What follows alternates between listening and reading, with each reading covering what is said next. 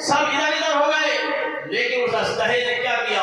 وہ مجمع سے اٹھ کر کے آیا اور غوث اعظم کی بارگاہ میں پہنچنے کے بعد غوث اعظم کی گردن میں لپٹ گیا، اور لپٹنے کے بعد غوث اعظم نے اپنا بیان ویسے کا ویسے ہی جاری رکھا۔ لیکن میں آپ کو بتاؤں، جیسے غوث اعظم نے اپنا بیان جاری رکھا، اس کے بعد لوگ ڈر گئے نہیں غوث اعظم کی تکلیف میں پہنچا دے، لیکن اس کے بعد وہ جیسا آیا تھا ویسے ہی چلا گیا اور مجمع میں کھڑا ہو گیا، اور اللہ تعالیٰ نے اس کو زبان عطا فرمائی، پھنسی عربی میں بولنے لگا اور کہا غوث تم مجھ سے ڈرے کیوں نہیں؟ کہا میں مسئلہ بھی تو یہی بیان کر رہا تھا کہ اچھائی برائی جو بھی پہنچتی ہے اللہ کی طرف سے پہنچتی ہے، اگر میں ڈر جاتا تو میرے لوگ کہتے، میرے سننے والے کہتے، میرے مرید کہتے زبان سے کچھ کہتا ہے اور یہ ڈرتا تو ہم سے بھی جانا، یہ زبان سے کچھ کہتا ہے اور ڈرتا بہت ہے۔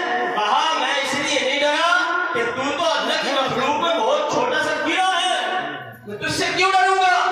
تو اس نے ساتھ میں کہا کہ میں نے تمہیں دیکھا، واقعی تم اللہ کے ولی ہو، تمہاری شان ہی الگ ہے، تم نہ ظاہر میں ڈرے نہ باطن میں ڈرے، لیکن میں نے بہتوں کا تقویٰ بھسم کر دیا، میں نے بہتوں کو ظاہر میں ڈرا دیا، بہتوں کو باطن میں ڈرا دیا، لیکن تمہاری ہی وہ ذات ہے نہ تم ظاہر میں ڈرے نہ اس سے باطن میں۔ وہ اعظم کا وہ جلوہ ہے، وہ اعظم کی وہ شان ہے۔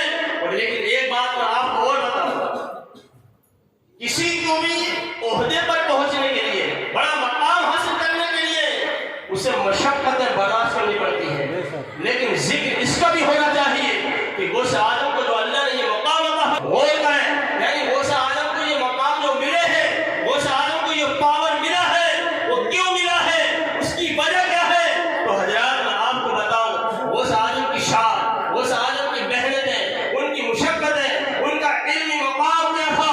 جب آپ گھر سے جاتے ہیں علم حاصل کرنے کے لیے، بغداد کے اندر جب آپ جاتے ہیں، لیکن آپ کی والدہ نے یہ بات کہی تھی، اے بیٹا تم علم حاصل کرنے کے لیے جا رہے ہو، اگر تم علم حاصل کرنے نہ جاتے تو میں باہر ہر کسی کو بھیجتی، لیکن جاؤ تم باہر چلے جاؤ علم حاصل کرنے کے لیے، لیکن ہماری تمہاری اگر ملاقات ہوگی تو وہ قیامت میں ہوگی، یہ تھی اجازت۔ لیکن ایک واقعہ بہت مشہور ہے، اسے بیان نہیں کروں گا، جو چوروں کا واقعہ ہے، میں اس سے ہٹ کر کے آپ کو بتاؤں گا، کیونکہ وہ چار جو چور ملے تھے، مرے تھے نہیں ملے تھے، لیکن چار اشرفیت تھی آپ کے پاس، اس کو ہٹ کر کے میں آپ کو بتاؤں گا۔ جیسے ہی آپ کی والدہ نے آپ کو علم حاصل کرنے کے لیے گھر سے بھیجا، کہا بیٹا جاؤ تم علم حاصل کر جاؤ، لیکن میری ملاقات اب اس دنیا میں آپ سے نہیں ہونے والی ہے، ہماری تمہاری اگر ملاقات ہوگی تو وہ قیامت میں ہوگی۔ جیسے آپ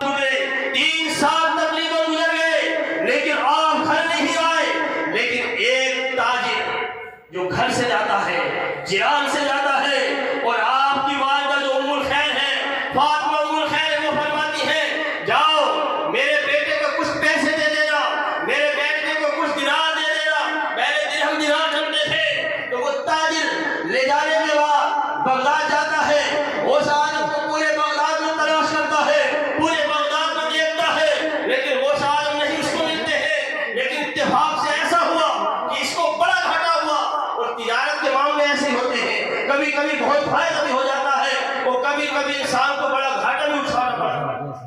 تجارت کا معاملہ ایسے ہوتا ہے، اسے اس وقت میں بڑا گھاٹا ہوا، یہاں تک کہ گھاٹا ہو گیا کہ اس کے کھانے کے لالے پڑ گئے۔ کیا پڑ گئے؟ کھانے کے لالے پڑ گئے۔ جو غوث اعظم کو ان کی ماں نے درہم دینار دیے تھے، تو وہ درہم اس نے کھانے کے لیے پیش کر دیے، یعنی ان درہموں سے انہوں نے کیا لے لیا؟ کھانا لیا، کیونکہ اس کے پاس کھانے کے لیے بھی پیسے نہیں تھے، لیکن لینے کے بعد وہ ایک مسجد میں چلے گئے۔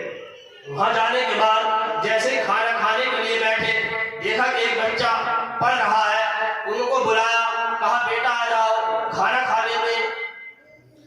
اچھا، کہا یہ بتاؤ ایک مسئلہ مجھے تم سے پوچھنا ہے، بھلا کیا ہے بتاؤ، کہ تم علم حاصل کرتے ہو؟ کہا ہاں میں یہاں علم پڑھتا ہوں۔ کہا مسئلہ یہ ہے کہ میں یہاں تجارت کے لیے آیا تھا، لیکن میرے پاس سب مال میرا خسارے میں لٹ گیا، ختم ہو گیا، میں جیران سے آیا ہوں، فاطمہ ام الخیر، ان کی ماں نے مجھے کچھ درہم دیے تھے وہ سالوں کو دینے کے لیے، وہ لڑکا تو مجھے نظر نہیں آیا، وہ بچہ تو مجھے نہیں ملا،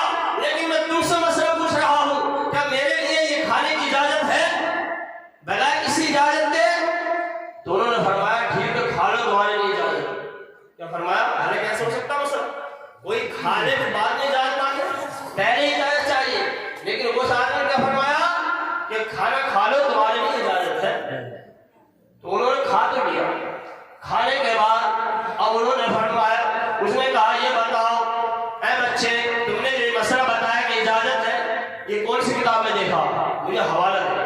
मुझे बताओ कि कोई खाना इजाजत लेने से पहले कोई कैसे खा सकता है? तो वो साहब की शान देखो, वो साहब ने फरमाया ये वो साहब की शाहजान थी, यानी उनकी शख्सियत थी।